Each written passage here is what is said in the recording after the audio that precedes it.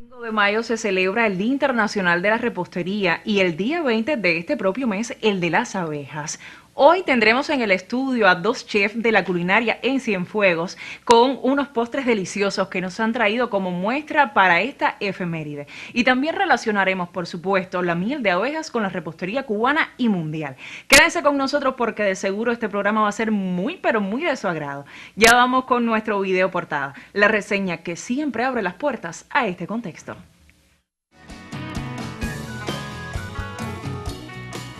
Para la mayoría de los cubanos el dulce es elemental, sobre todo después de las comidas como postre, algo heredado de la cultura española.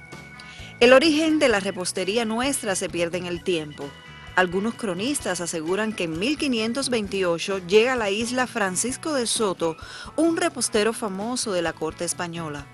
Otro dato curioso sobre el primer póster nacional conocido está asociado al primer crimen político registrado: un manjar blanco con una dosis de arsénico para asesinar a Francisco de Carreño, gobernador general de la isla.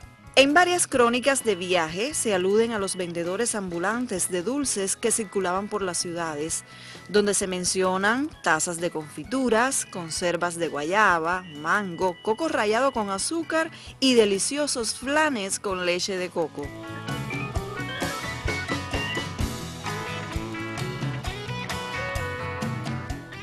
En la literatura también son mencionados. Cirilo Villaverde, en su obra Cecilia Valdés, habla de dulces como las yemas azucaradas.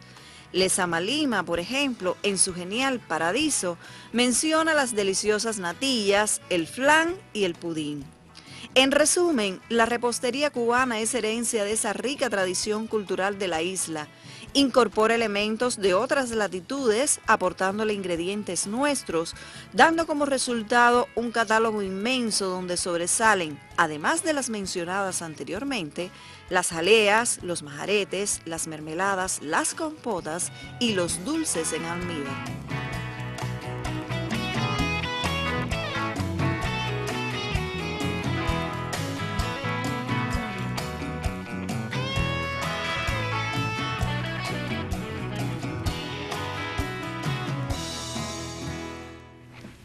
Muy dulce, sin duda, es nuestro programa de hoy y ustedes ya tendrán la oportunidad de comprobarlo. Vamos a hablar sobre la repostería cubana sobre todo y haremos un poco de historia. Vamos a hablar para eso con los chefs y profesores de la Asociación Culinaria de la República de Cuba, en su sede Cienfueguera, los chefs Ángel Luis Curbelo y Jorge Alejandro Maceira. Bienvenidos. Gracias. ¿Cómo están? Gracias. De antemano, muchísimas gracias porque es el esfuerzo que hicieron para traer estos postres que vemos justo enfrente de nosotros. Vamos a hacer un poco de historia primero, se impone. ¿Cuáles son los orígenes de la repostería en el arte culinario? Bueno, primeramente aclarar que el origen no está muy claro en la historia. Sí se sabe que los primeros pasos fueron dados en Egipto y Mesopotamia. Luego, con el decursar del tiempo, los romanos, que incidieron también en la parte de la panadería, mejoraron la calidad de los hornos, empezaron con la utilización de la harina de trigo y fueron incrementando esta actividad que es una cultura milenaria. Fue a través del tiempo que se fue incrementando este arte de la repostería, que tiene muchas aristas. Muchas personas, inclusive en Cuba, piensan que es repostería cuando hablamos de dulces de mesa, dulces de postres de mesa como el arroz con leche, la natilla, etcétera, pero que la repostería tiene otras aristas, subdivisiones, donde se habla de acuerdo a la cantidad de elementos que utilizamos en unos más que en otros: azúcar, huevo, harina, que son en sí los más comunes. La repostería ya en su parte más moderna, tenemos como padre de la repostería a Marie-Antoine Carême. Los franceses a la vanguardia. Francia a la vanguardia, que es la cuna de la gastronomía mundial. Pero hasta la actualidad, que ha ido surgiendo y ha ido modernizando mucho esta parte de la repostería, hoy hay grandes personalidades en la repostería mundial: Paco Torreblanca, Jordi Roca, hay otros personajes de otros europeos que son muy buenos y son mencionados a nivel mundial en esta parte de la repostería. Lo que sí es importante saber que ha tenido un desarrollo, una evolución, y a partir de ese momento que se descubre la cristalización del azúcar, fueron los egipcios quienes descubrieron la cristalización del azúcar, y a partir de ahí también ellos empezaron a elaborar los postres con semillas, como la almendra y otros tipos de semillas que utilizaron en la elaboración de estos postres. Óigame, qué interesante. Es que ya yo estoy con la mirada que se me desvía hasta esta mesa. En su caso, Jorge, ¿qué me puede contar sobre la repostería cubana? O sea, sabemos, o más bien la mayoría intuimos, que los postres cubanos son muy dulces. ¿Esto cuán cierto es que usted tiene que añadir? La repostería cubana va en que los postres nosotros son muy dulces porque nosotros tenemos tradición desde la época de los esclavos de que hemos sido un territorio mayormente agrícola, cañero, y hemos producido mucho azúcar, y el azúcar nosotros no es buena. Entonces, como el azúcar fue una cosa que siempre tuvo en abundancia en Cuba, las amas de casa, nuestras madres, nuestras abuelas y bisabuelas, endulzaban demasiado los postres. Y a veces en lugares que no existía el azúcar se acostumbraba a endulzar los postres con la miel de abeja, que es uno de los productos que tenemos nosotros. Por eso que a veces mucho de la repostería cubana a veces se utiliza la miel de abeja, a veces se utiliza para endulzar el café, y la utilizamos para endulzar muchos postres también. ¿Por qué? Porque son productos que tenemos nosotros, y como tuvimos abundancia se nos quedó la costumbre de que nuestros postres son muy ambivados. Si hubiéramos nacido en un país donde no fuéramos productores de azúcar, a lo mejor tuvieron la costumbre, como hay otros países que a veces tú pruebas un dulce. Y decimos, esto está de saborío. Claro, nosotros hemos tenido la oportunidad de salir del país, hemos probado dulce en otros países, entonces nos damos cuenta que verdad que nosotros son demasiado dulces, porque allá afuera se trabaja con la técnica de echarle menos azúcar, porque así de paso también cuidamos más la salud de las personas y esas cosas. Nosotros si hacemos un ejemplo, una mermelada, le echamos demasiado azúcar. Si hacemos un dulce de fruta bomba, lo que sea, un jugo, lo que sea, nos pasamos en azúcar. Pero por ejemplo, mira, hay dulces donde tú tienes que hacerlo por una receta, donde exactamente no tienes que echarle la cantidad de azúcar que necesitamos. Como los postres que hoy traemos aquí, que todos no tienen que hacer exceso de azúcar. Exactamente. Y esto no es bueno, o sea, el exceso de azúcar no es bueno. ¿Cómo ustedes, como chef, como estudiosos del arte culinario, pueden asumir esta teoría, también la tradición, cómo combinarla para que sean lo más saludables posibles? Te voy a explicar algo, que acá el profesor te lo puede explicar también. Nosotros los cocineros, no solo en Cuba, en cualquier parte del mundo, somos las personas llamadas a preservarle la salud a la persona. Porque a veces hay personas que cocinan en una casa, pero cocinan para 3 o 4. Nosotros estamos acostumbrados a cocinar para personas. Tenemos una alarma por ahí. No se preocupe, no pasa nada. Es el reloj, es el reloj. Que da una hora exacta tal vez. Y entonces estamos acostumbrados a cocinar para X cantidades de personas, donde esa cantidad de personas, si nosotros no somos capaces de cuidarle la salud, ¿qué hacemos con eso? Que estamos enfermando una población. Una población numerosa. Más sin embargo, nosotros que tenemos la técnica, los estudios de cómo preservarle la salud a la persona, tratamos siempre de hacer las cosas lo más saludables posible, que las personas puedan comérselo con un buen gusto, pero a la vez le cuidemos la salud, principalmente los postres.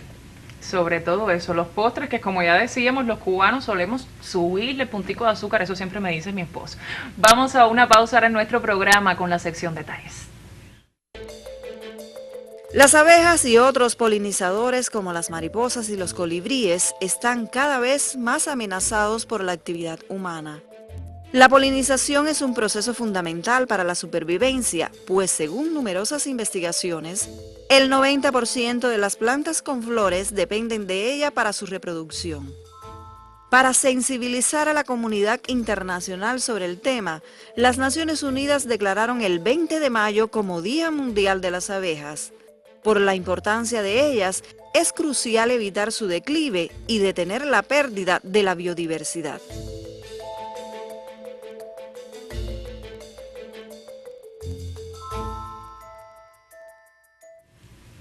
Vamos a hablar precisamente de la miel en la repostería y en la culinaria cubana de forma general. ¿Qué me pueden decir sobre esto?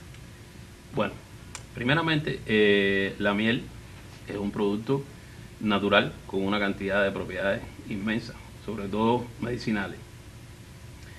La miel se obtiene, hay varios tipos de miel, la miel de la tierra, la miel de aguinaldo, que se obtiene en este tiempo de diciembre, que sale esta flor de aguinaldo donde la abeja poliniza en ese tiempo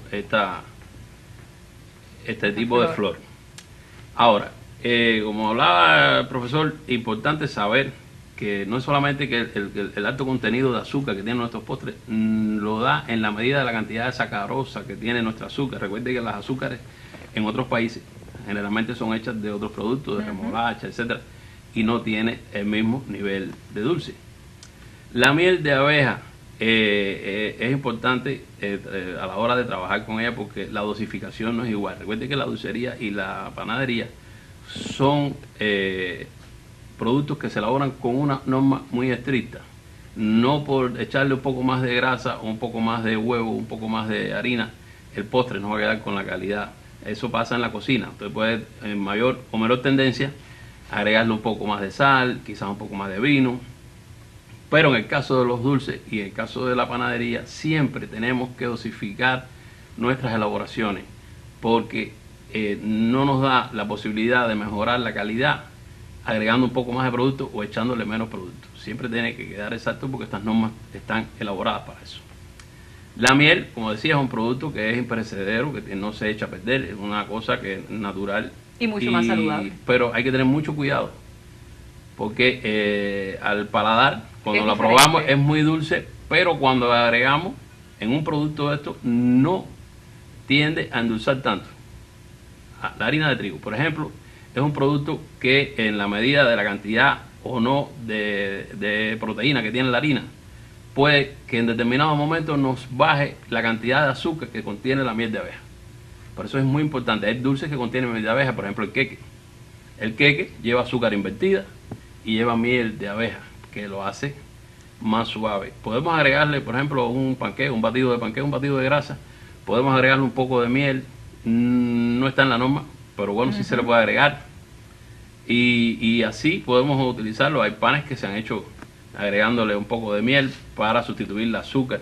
Inclusive en estos tiempos de contingencia que hemos tenido, se han elaborado panes con melado de caña. Es una de las alternativas. Con melado de caña y utilizando algunos extensores como algunas viandas, etcétera, etcétera. Pero importante saber que estas elaboraciones no podemos trabajar con ellas el libre albedrío, porque puede ser que nos quede en mayor o menor dependencia de azúcar y es importante eso. Además, la población cubana hoy padece muchas personas de la diabetes. Y producto de la ingestión de estos productos, no solamente del azúcar, de harina, etcétera, porque el azúcar es más dañino que la sal. Lo que todo en exceso es malo. En su medida, es como Pero deberíamos actuar. por eso repito que es importante saber la dosificación, que vamos a elaborar todas estas preparaciones, que las hizo el maestro. Una felicitación para él, que todo quedó muy bueno. Y hay que saber en qué momento nosotros agregar esta miel. Importante, la miel para curar heridas, para la cicatrización de las heridas, para eliminar queloides en la piel, queloides que quedan de heridas, de quemaduras. Muy bueno, cuando hay una quemadura, usted se puede frotar la quemadura, estas queloides que quedan, con miel. Para el acné, son muchísimas las propiedades. Exactamente. Para muchas medicinas que se hacen con miel, que son importantísimas. Para el estómago también, para recubrir las paredes del estómago. Y decirle algo a la población que es algo que la población no sabe. Voy a confesarle un secreto. La miel es uno de los productos en el mundo entero que no envejece. O sea, hay estudios que se han hecho de investigaciones y de hallazgos que se han encontrado. Se han encontrado botijas de miel que se quedaron escondidas de 500, 600 años y todavía la miel está intacta, no envejece nunca. La miel es un producto que dura, es duradero, puede durar por años de años. Así es.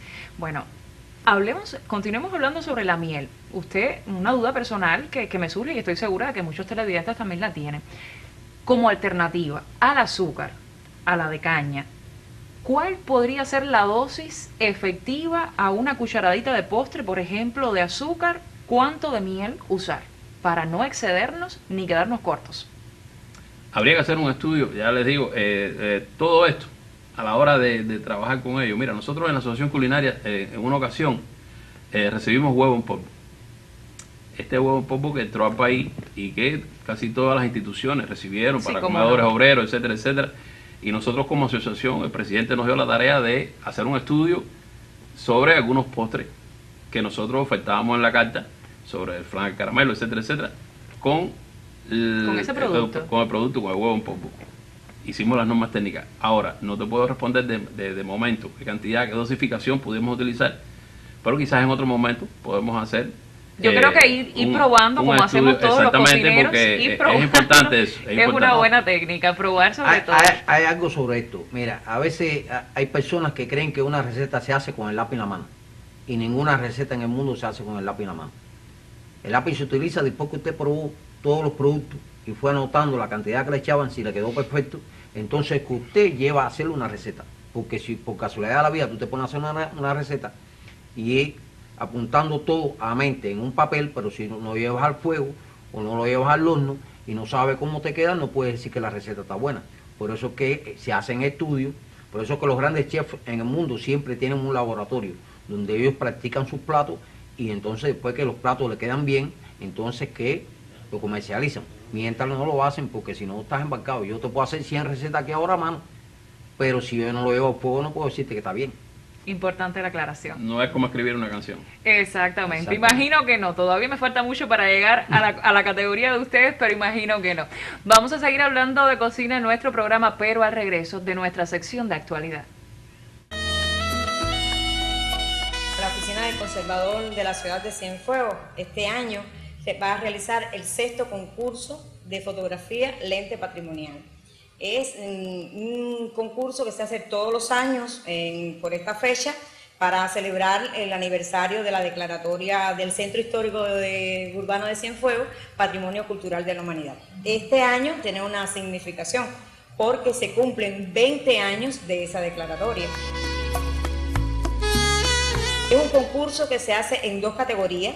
El ente patrimonial es el patrimonio inmaterial o el patrimonio material. Pueden concursar los profesionales y los aficionados que quieran la ciudad y todas las personas que vivan en la provincia de Cienfuegos. Es decir, los aficionados pueden venir con su celular o cámaras fotográficas y pueden participar. Pueden participar en las 2 categorías, es decir, la categoría de inmaterial y la categoría de material, y con 3 obras. Cada uno con 3 obras pueden estar participando. Tienen que traerla en formato digital y en JPG. La convocatoria es hasta el 2 de julio. El 2 de julio es el último día para entregar las obras. Es entregarla aquí en la sede del Centro Cultural Palacio Leblanc. Las obras las vamos a exponer. El jurado, que va a estar presidido por el fotógrafo Omar García Valenti, que siempre nos honra con su presencia, otros artistas de la plástica, del arte y algún que otra persona de aquí de la Oficina del Conservador. Ellos van a estar deliberando y van a premiar el 11 de julio, viernes 11 de julio a las 10 de la mañana, aquí en el Palacio Leblanc. Vamos a estar dando los premios de este concurso. Se van a hacer 3 premios, primero, segundo y tercer lugar, y menciones, tanto las que quiera el jurado, en las 2 categorías. Pero también van a haber premios colaterales.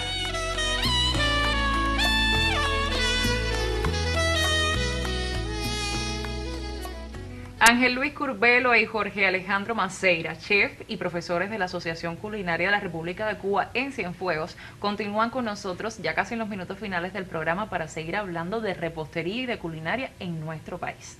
A propósito, ¿cuáles son los dulces, los postres cubanos típicos por excelencia a lo largo de los años y que trascienden? Bueno, existe un sinnúmero de postres caseros que nosotros tenemos, muchos criollos y otros arraigados que han venido de culturas diferentes. ¿Qué pasa? Es que Cuba tiene una mezcla de etnias, de los chinos, de los franceses, etcétera, españoles, de los españoles, y entonces todo esto fue haciendo un collage, una mezcla de todas estas culturas, donde tenemos el arroz con leche, hay variedades, por ejemplo, arroz con leche, también tenemos el arroz con leche emperatriz. ¿Cuál es la diferencia? La diferencia, el arroz con leche emperatriz lleva dados de zanahoria que se pasan por un proceso, se confitan y después se le ponen en el arroz con leche. Tenemos el flan al caramelo que es de origen francés, pero que también nosotros lo tenemos pero típico cubano, el coquito caramelado de Cienfuegos, por supuesto. El coquito caramelado de Cienfuegos. Tenemos los buñuelos de viento, las cremitas de leche de gavilán. Son productos que salieron de la inventiva del cubano. ¿Usted sabía que los primeros helados que se comieron en Cuba eran hechos de malanga? Para nada. Y me enteré con lo usted. hacían los chinos. Óigame. Lo hacían los chinos. Hacían helados de malanga. Fíjese Y usted. entonces existe una receta de helado frito. ¿De helado frito? Sí, se coge la bola de helado, se pasa por huevo, pan rallado, se vuelve a congelar y después cuando ponemos grasa a calentar y lo freímos ahí, queda como una albóndiga normal. Por supuesto que no se derrite. Y no se derrite el helado, no está congelado, pero cuando usted le da un golpe de... A ver, el boniatillo. El boniatillo. El boniatillo, pero también hay dulces de malanga. Hay dulces... El boniatillo tiene varias formas de hacerlo. Está confitado, lo podemos hacer con coco. Nosotros tenemos un chef que es uno de los mejores pasteleros que tenemos aquí en la región central y puede ser que en Cuba, Luis Díaz Hernández, que seguro nos está viendo, y hace un boniatillo con coco exquisito y nos pasó la receta y nosotros tenemos que hacer, directora, un próximo programa, también, traerlo. Estos buñuelos que se hacen en la casa con yuca, que el queda. buñuelo. ¿Qué pasa? Esto es de una receta francesa, de una masa para churros. Lo que pasa es que nosotros los cubanos siempre tenemos aquella inventiva y además siempre decimos yo hago y yo soy el mejor. Eso sí tiene el cubano, esa cosa de ser el mejor en esto. El profe también le puede decir. Estas empanadas Sí, que hablemos son un poco horneadas, ahora de estos son horneadas, postres. pero también existe la empanada frita, el chivirico, la malarrabia, que se hace una especie de boniatillo con un melado de caña, y así existen las yemitas, estas yemitas Las duras que yemitas, se hacían antes para los qué cumpleaños. Ya hay delicia. muchas personas que no Yo no que me acuerdo lo mucho del dominan. sabor, pero recuerdo que era muy rico. De Ajá, muy chiquita lo Y comí. también tenemos una cosa, por eso que tenemos muchos dulces de paira, como decimos nosotros los profesionales. Realmente porque Cuba realmente es un país que venimos de origen de esclavos, de indios, de españoles, y entonces tenemos toda esa cultura, y como siempre se le han hecho ofrendas a los santos y esas cosas, de todos esos dulces en paila. Entonces no? por eso que tenemos muchos dulces, la malarrabia, la frutabomba, las torrejas. Las torrejas, de lo que más de me gusta toroma. hacer, me encanta. Entonces la torreja. tenemos todas esas variedades de postres que hacemos en nuestro país, y como dice el profe, los cubanos somos muy inventores y siempre estamos inventando, y en la actualidad hoy por hoy sí tenemos que inventar. Porque son tiempos difíciles, propicios para inventar. pero bueno, siempre se hace algo. Y Se yo creo trata de que inventar. cada casa, cada cubano trata de tener un postrecito, no, vamos a decir que no todos los días, pero en algún momento de la semana, precisamente Sí, por este gusto. El cubano por tiene la un don, azúcar. que el cubano de los 7 días a la semana, por lo menos 4 Algo, trata de comer algo dulce, dulce, algo dulce tenemos. Mi esposo siempre me dice, yo lo mencionaba hace un momento, tú le echas mucho azúcar a las cosas, lo tuyo es dulce, dulce, dulce. Pero es que realmente me encanta el dulce. Yo digo, voy a tratar de no ser diabética porque eso tiene un componente de tratar de controlarse para comer lo más saludable posible. Pero es que a veces se nos hace un poquito difícil porque tenemos un poquito de azúcar en la casa y queremos inventar lo que sea. Son tiempos de mango y ustedes verán, queridos televidentes, ya creo que hicimos algunas tomas, que estos postres tienen mermelada de mango, porque es una época en que esta fruta pues pulula y podemos tenerla en casi cada hogar cubano. De alguna forma conseguimos un mango y hacemos un dulce, una mermelada, algo, bueno, hasta el dulce de semillita, como se dice vulgarmente, pues yo también soy amante al mango en todas sus variantes. Muchísimas gracias por estar acá con nosotros y no se nos van porque vamos a degustar todos en el estudio de estos ricos dulces. Le agradezco muchísimo en nombre de todo nuestro Gracias a colectivo ustedes. Gracias a usted. por haberlos traído y haber estado ustedes, por supuesto. Ya nos despedimos, pero solo hasta el próximo martes y como siempre, con música. Buenas tardes. Su amor es mi moral, una armadura que simula ser herrumbe, pero yo la sé dorada.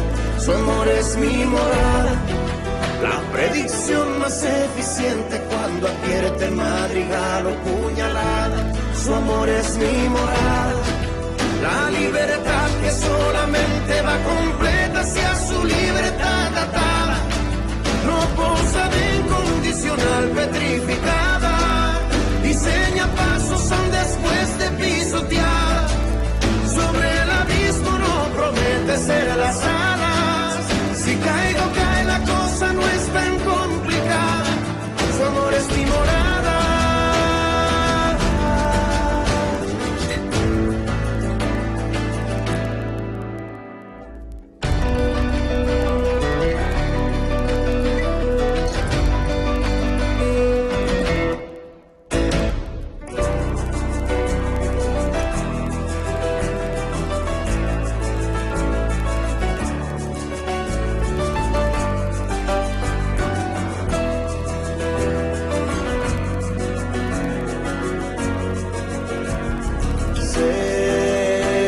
A casa, si hasta la solitaria muerte de mi fin sin soledad, gotas de una tarde feliz y campanas roncas vuelven a doblar, canto de cicatriz, indulgencia feroz y un amor sin piedad, es que es mi morada.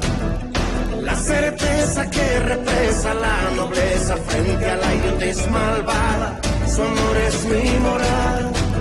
Luego es corriente que alimenta los torrentes de esta fe que ya es cascada. Un juramento que aunque me traiga tormento tiene luz y fundamento de las cosas más sagradas. Sobre el abismo no prometo ser las alas, si caes caigo.